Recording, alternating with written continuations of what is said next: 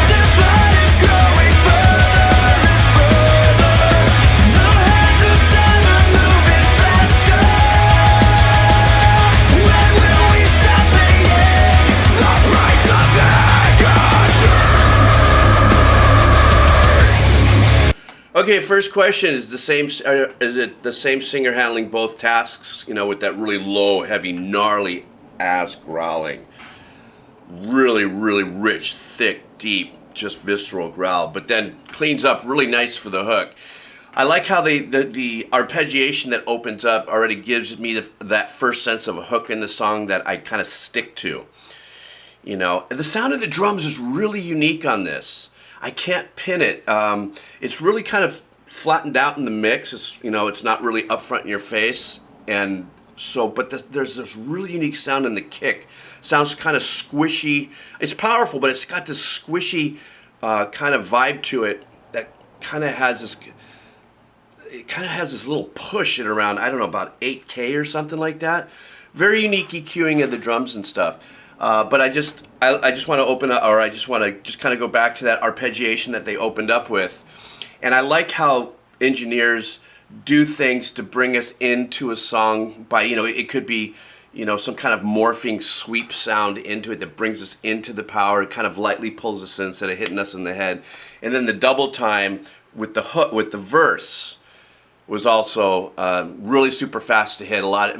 My experience here on the channel with songs like this is that the double time will come in a little later, in an arrangement or something like that. But when it came in for the verse, that got me cooking already. I love where the bass is positioned in the mix, but the vocalist though is absolutely killing it. And once again, I'm just asking because I don't know the band. You guys tell me if it's the same vocalist that handles that very powerful bottom growl and then that really super clean hook section. All right, let me go back a little bit.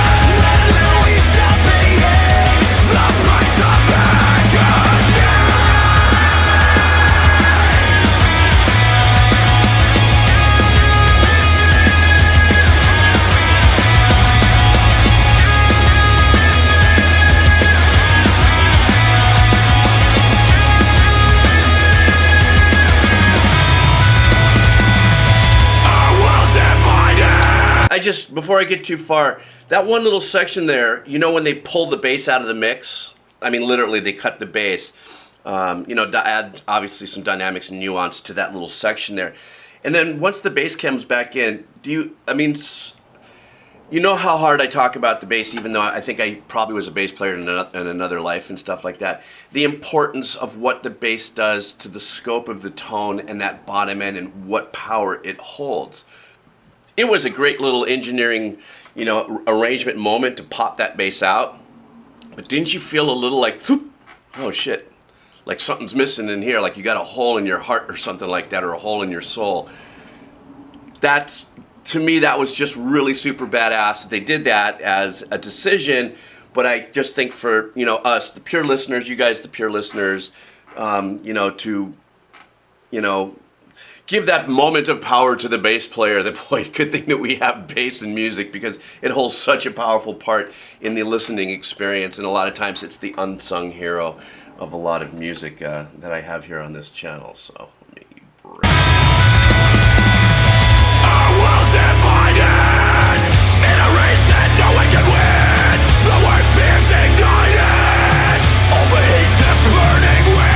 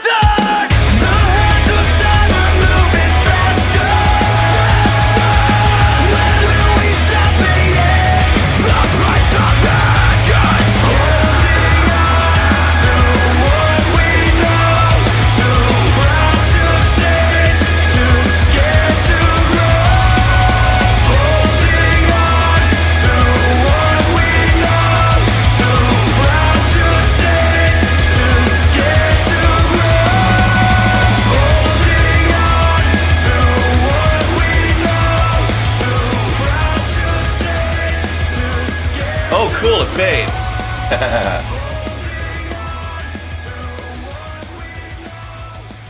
Drummer was some Oaken, and that fill that he threw in at the end. I love it at the fact, you know, there's so many things that these musicians can do and that they can add to songs that you know they want to do things, but they pull back because you just don't want to, you know, overload, you know, a song with your. It's almost like the old saying, you know, and if you start off with, say, a guitar solo with, you got nowhere else to really grow to. You know, perhaps melodically you do, but when it comes to the glam and the explosiveness of musicianship, you know, if you start off with all of that, or there's too much of it all within one song, you kind of don't have anything saved for the other one. Now, this drummer was a great example of that, in the sense that on the opposite of that, and all of his fills, I listened a lot to the drummers' fills and how they do what they do, because drummers are so freaking busy, you know, in the arrangements. Everybody is, but that I think it was a 2-measure fill that he threw in, that I was like, jeez, he's freaking killing it. Love the barkiness of the guitar tone. You know, that kind of that barky sound was, I loved it. I'm still trying to learn about guitar tones and stuff when I do my own stuff, and I'm miles away from it, but I get influenced by, you know, stuff like listening to songs like this. And also, finally, I want to say, back into the vocals, really, the hook is super memorable, but at the very end, I like they had like another answer back, kind of secondary, it's kind of a secondary melody. So the last, you know, as this fade was coming out, the melody was the hook is going off, he's singing this, but in the background there's another arrangement that's happening, kind of an answer back to that, and I really dug that. And I love the fact, I mean, the dynamics of the vocalist taking us in from the power growl to like 2 different kinds of growl techniques, it sounded like was going on there, and then really super crispy clean. But you saw me react when the music kind of cut away. Sorry, I got hiccups. When the music kind of cut away and he had like about a bar or 2 bar moment by himself, the tone of his voice, that really super powerful clean that just ended up frying and sizzling at the end. That was badass. All right, guys, listen, have a killer day. Hope you dug this. You know how you can support me if you'd like it, sub. Don't forget to hit the bell. People are complaining about the YouTube system. Even people who have hit the bell are not getting notifications. I don't know. Maybe I just put out too many videos and YouTube's going like, man, look, man, you put out so much shit. We're just going to wait till later to tell people. I'm like, oh, I don't know. Anyhow, you guys have a killer day. Take care. Aloha.